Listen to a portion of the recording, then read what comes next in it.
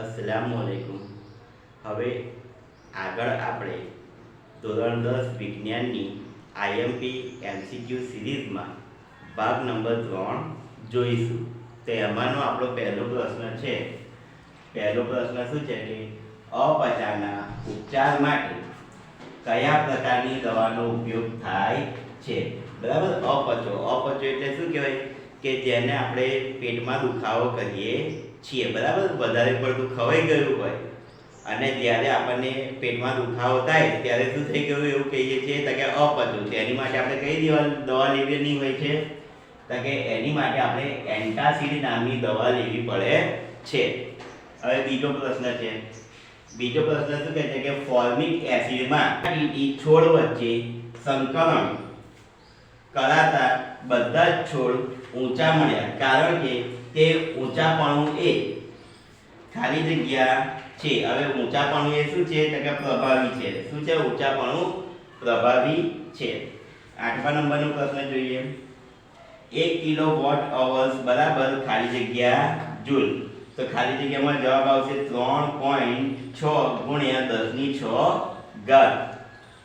9મા નંબરનો પ્રશ્ન જોઈશું કે જલવાહકમાં પાણીના ઉદ્ભવ વહન માટે ખાલી જગ્યાથી સર્જાતું ખેંચાણ મૂલ્ય પ્રેરક બળ બને છે. તો આપણો ખાલી જગ્યાની અંદર જવાબ આવશે કે બાષ્પોત્સર્જન.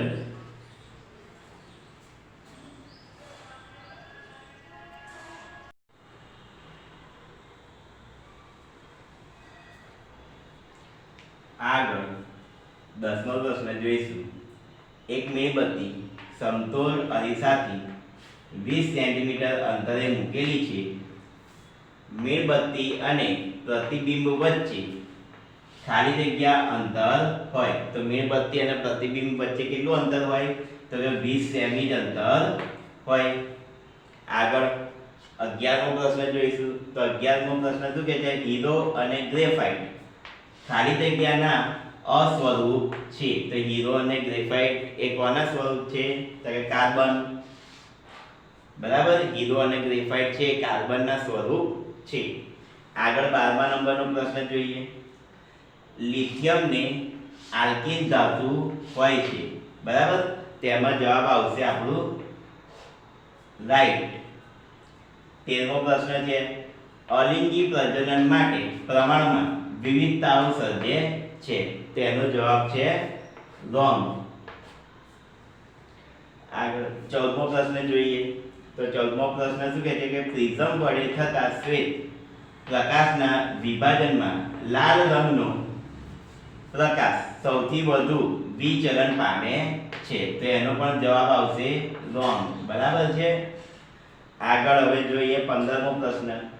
તો 15મો પ્રશ્ન શું કહે છે કે Cl2O7 એ બેઝિક ઓક્સાઇડ છે. તેનો પણ જવાબ આવશે રોંગ. આગળ 16મો પ્રશ્ન શું કહે છે કે લંબમજ્જા દ્વારા કઈ ક્રિયાઓનું નિયમન થાય છે? તો જો લંબમજ્જા દ્વારા કઈ ક્રિયાઓનું નિયમન થાય છે? તો કે રુધિરનું દબાણ, પછી છે લાળ રસનો સ્ત્રાવ અને છે ઉલટી થવી. આવી વગેરે અમુક ક્રિયાઓનું નિર્માણ થાય છે, નિયમન થાય છે. 17મો પ્રશ્ન છે.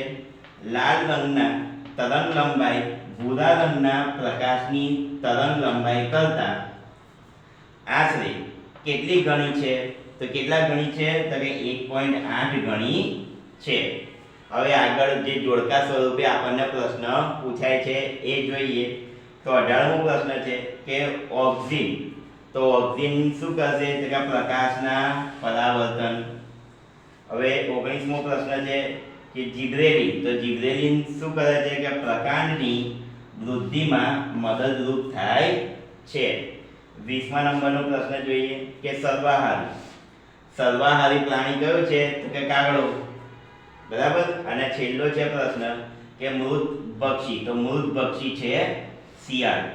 બરાબર છે. આ આપણે જોયા વિજ્ઞાનના મોસ્ટ આઈએમપી એમસીક્યુ જે વિભાગ એમાં તમને ખૂબ મદદરૂપ થશે. અસ્સલામુ અલૈકુમ.